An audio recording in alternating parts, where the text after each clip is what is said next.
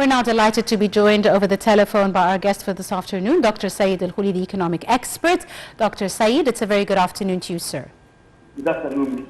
Thank you very much, Doctor, for joining us and for your time. And let's start by talking a bit about the Dakar Financing Summit for African Infrastructure, which the Prime Minister, Dr. Mustafa Madbouli, attended and participated in the opening session of this very important summit. Could you tell us a bit about this summit and how it is very important to hold such summits on an annual basis to, keep up to the development projects and infrastructural projects in the African continent, sir? For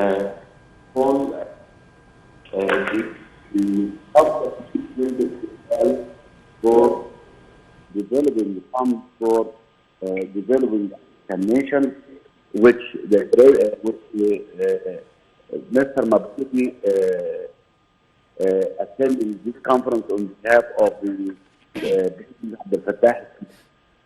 First of all, this continent has been neglected by the rest of the world, and to develop a fund for developing the infrastructure for African nations, according to African nations overall 2063, which it needs a lot of funds in order to develop all different kinds of infrastructure, whether infrastructure in terms of roads, energy, healthcare, education, all of that, it needs funds. And as you recall, African nation is during COP27 held last year in Egypt, where we asked for funds for developing a safe environment for African nation, which is really damaged by industrial countries all over the world, like United States, European nation, and China. Affected the environment. Of course, the most effective country in the whole continent in the world is African continent. And in order to really improve the quality of life of African people, we have to really increase the funds for developing the African nation. Yes, and absolutely. This conference is really focused on that issue. And during Mr. Madbouli's speech today, he focused in order to have a sufficient fund for developing African nations. And remember, Egyptian government, a lot of projects, which during what we led the African delegate 3 years ago, President Fattah Sisi, he really developed a lot of projects to develop African nations. Yes, indeed. Now, of course, the Prime Minister is heading an official delegation on behalf of President Abdel Fattah el-Sisi, which includes several ministers of electricity, housing, and transport, as well as other representatives of major Egyptian companies that are working in the field of infrastructure. And he said that such a summit is an important occasion to enhance opportunities, especially of the private sector, to participate in infrastructural projects in Africa. How can their participation really make a difference in such projects, Doctor? Of course, when Prime Minister Kholy went there, he went with up delegates, his governmental delegate and business people in Africa. In order to enhance this development, you don't need only the governmental sector, but you have to, the private sector has to participate, and many of Egyptian private sector went to Senegal with Prime Minister Madbouli in order to, the government itself, they cannot do it, but the help of private institutions, private debt, we can really maximize the benefit for development in Egypt and as well as in African nations. Yes, indeed.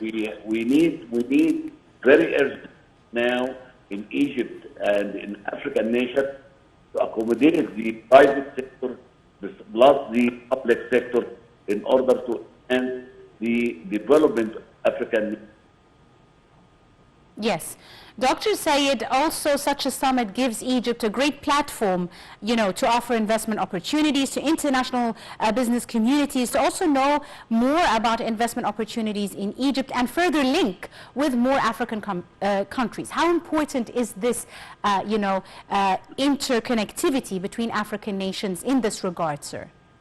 Of course, Egypt in the last 8 years, we have a major project with many African nations. Yes. In terms of security, for example, of different means of power supply. We have developing a lot of mega projects, which it can be a legit project. We have a lot of agreement between Egypt and many nations, in Angola, in many other countries. As we recall, a couple of years ago, we have agreements with several African countries, like, for example, like Angola, like Nigeria. We have a lot international agreements and projects, joint projects, joint agreements with several African. As you recall, a couple of days ago, we have a very strong agreement with Mauritania to have a joint, and also in Angola, a couple of years ago, yes, to have an electric system and logistic area supply between Africa and Egyptian government. Right, indeed. Now, Dr. Sayed, also in his opening address to the summit, the Prime Minister stressed that Egypt is looking forward to holding the presidency of the NEPAD agency, also to boost the role of the agency in an international level in order to achieve more development with regards to the African Agenda for 2063. He also said that Africa is in need of about $100 billion per year to fill a funding gap regarding issues related to infrastructural development. How do you see the presidency of NEPAD as an agency boosting this role, especially over the coming year? Of course, $100 billion, it is not considered as a huge sum of money, but remember, Africa has been ignored, all international institutions, for the last 100 years and so on. And now it is the time, in order to save our environment, in order to really face the pollution which we face in many African nations. We have to work hard at guaranteeing the funds for not only $100 billion, but more than $100 billion.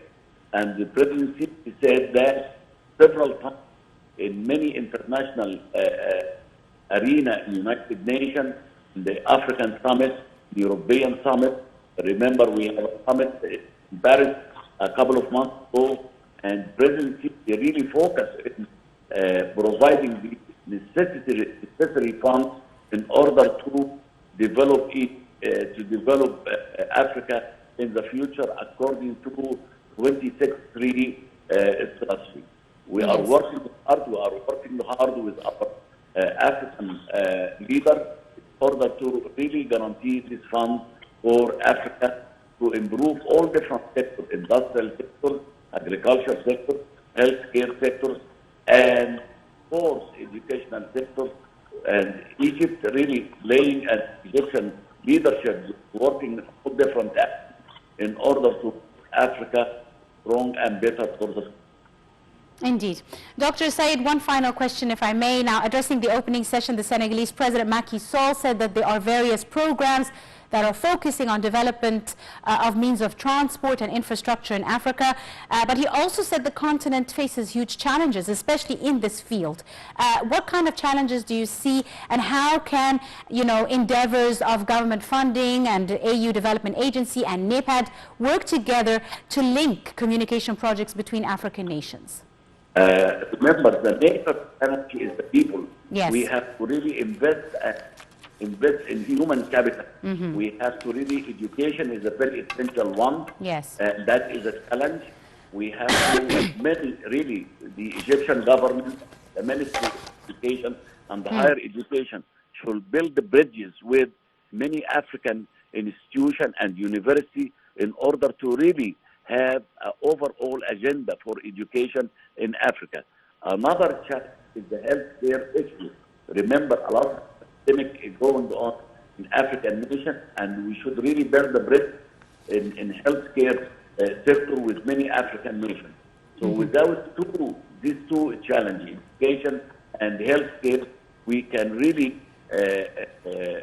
have a very strong strategy in order to enhance the educational sector in Africa and healthcare sector. And really, it comes after that the infrastructure in terms of agriculture and industrial infrastructure. But without education and healthcare, we have to overcome this challenge in the next coming years, inshallah. Right. I'd like to thank you very, very much, Dr. Saeed Kholy, our economic expert.